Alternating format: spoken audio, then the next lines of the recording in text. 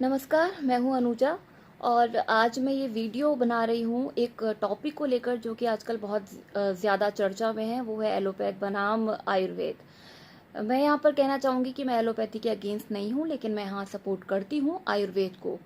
आयुर्वेद को सपोर्ट करने के पीछे कई रीजंस हो सकते हैं। मे बी वो मेरे अनुभव हो या फिर मेरे परसेप्शंस हो, लेकिन मैं सिर्फ और सिर्फ यहाँ पर मेरे पॉइंट ऑफ व्यू शेयर कर रही हूँ। सबसे पहले बात करते हैं आयुर्वेद की। विशुद्ध आयुर्वेद ही प्राकृतिक चिकित्सा है और प्राकृतिक चिकित्सा सबसे पुरानी चिकित्सा पद्धति है। होम्योपैथी कह लें, आयुर्वेद कह लें, एलोपैथी कह लें या फिर यूनानी कह लें, ये सभी जो चिकित्सा पद्धतियां हैं ये प्राकृतिक चिकित्सा से ही निकली हैं। और प्राकृतिक चिकित्सा का मूल तत्व होता है आपकी बॉडी में जो विजातीय द्रव्य हैं उनको बाहर निकालना, डिटॉक्स करना बॉडी को, जो बॉडी समय समय पर करती है, चाहे वो कफ के थ्रू हो या फिर बुखार आपको होता है उनके थ्रू। लेकिन हम लोग उस वक्त दवाई लेकर या फिर एलोपैथी दवाइयां ले लेते हैं, जिससे वो रोग उस वक्त तो दब जाता है, लेकिन बाद में वो कई गंभीर बीमारी बनकर भी खड़ा हो सकता है। एलोपैथी जो चिकित्सा पद्धति है उसका जुड़ाव लोगों से इसीलिए इतना ज़्यादा हुआ क्योंकि प्राकृतिक चिकित्सा या फिर आयुर्वेद, ये दोनों चिकित्सा जो पद्धतियां हैं ये बीमारी को, रोग को जड़ से खत्म करने का एक प्रोसेस होता है जिसमें टाइम लगता है। और वो कहते हैं कि जो चीज़ जल्दी रिजल्ट देती है वो नुकसानदायक भी हो सकती है। तो वही सेम चीज़ एलोपैथी के साथ भी अगर आप दवाइयाँ लेते हैं तो सबसे पहली बात आपकी बॉडी हैबिचुअल हो जाती है उसकी। सेकंड थिंग, आपकी इम्यूनिटी वीक होती है और बाकी कई सारी जो बीमारियां हैं वो भी लगातार दवाइयाँ लेने से हो सकती हैं।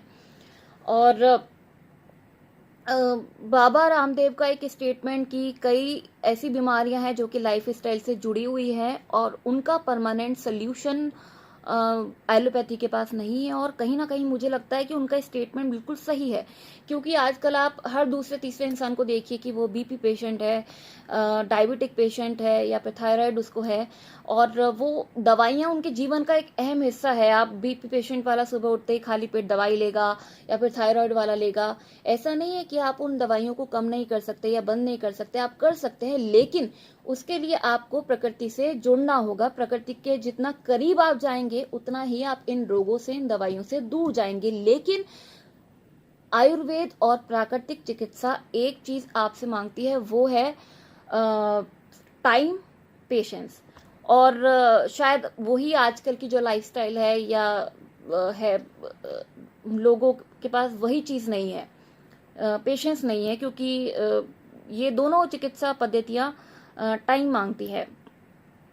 अगर बुखार होता है किसी को, फॉर एग्जांपल हम लेते हैं, तो एलोपैथी में आप 5 दिन एंटीबायोटिक का या फिर दवाइयों का कोर्स ले लेते हैं, आप ठीक हो जाते हैं, बुखार तुरंत ठीक हो जाता है।